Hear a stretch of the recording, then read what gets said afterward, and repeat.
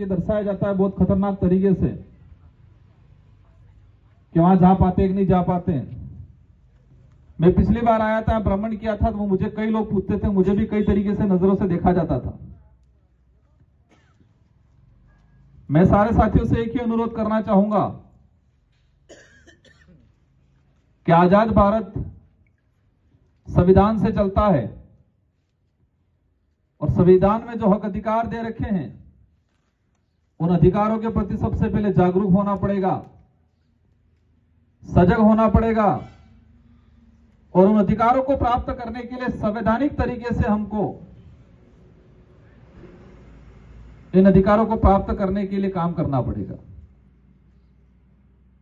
ये schedule area है, 5वीं अनुसूची, और यहां से रिजर्व सीटों से एसटी के एमएलए जीत के जाते होंगे।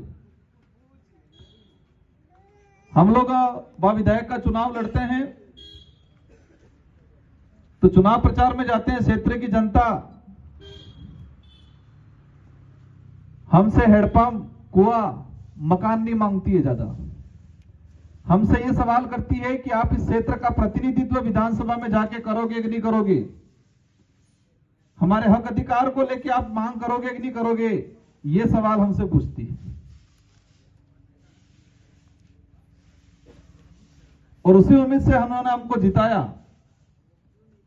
कि ये विचारधारा, ये विधायक हमारे संवैधानिक अधिकारों को लेके, शिक्षा को लेके, जल जंगल जमीन को लेके ये विधानसभा में सरकार के सामने बात रखेंगे और काम कराएंगे। और पिछली बार हम 2 विधायक राजस्थान की विधानसभा में गए थे और भारत देश के इतिहास में विश्व आदिवासी दिवस का पहला अवकाश राजस्थान के अंदर घोषित करवाया था हम लोगों ने।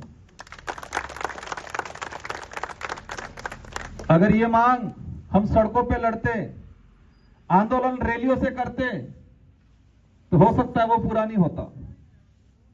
लेकिन यही बात हमने विधानसभा में जाके कही, जो बात सड़कों पे की जाती है वही बात हमने विधानसभा के जाके अंदर कही, तो अमल में आ गया। और इसी अनुरूप पूरे भारत देश के जितने जो इलाके हैं सभी स्टेटों में विश्व आदिवासी दिवस का अवकाश हुआ। आपके छत्तीसगढ़ के अंदर भी शायद 2019 में हो गया होगा। तो ये कई बातें हैं। मैं सारे साथियों से एक ही चीज कहना चाहूंगा,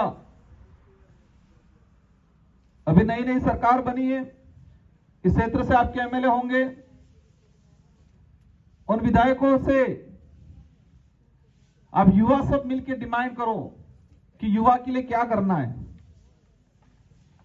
आरक्षण क्या है, हमें क्या चाहिए, शिक्षा के लिए गांवों में स्कूल चाहिए, अस्पताल चाहिए।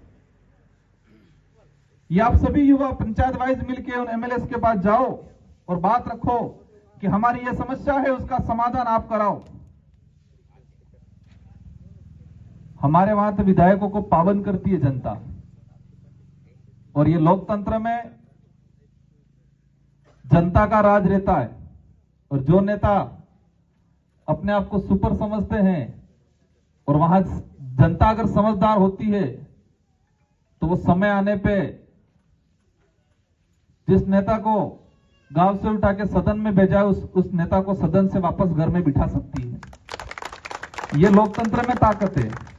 जिस दिन हमारा ये वोट है, इसकी ताकत को नहीं समझेंगे तब तक कुछ नहीं होना है।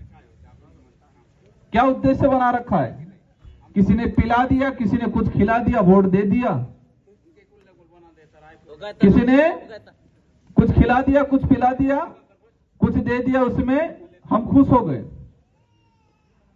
और फिर हम 5 साल फिर परेशान होते रहते हैं।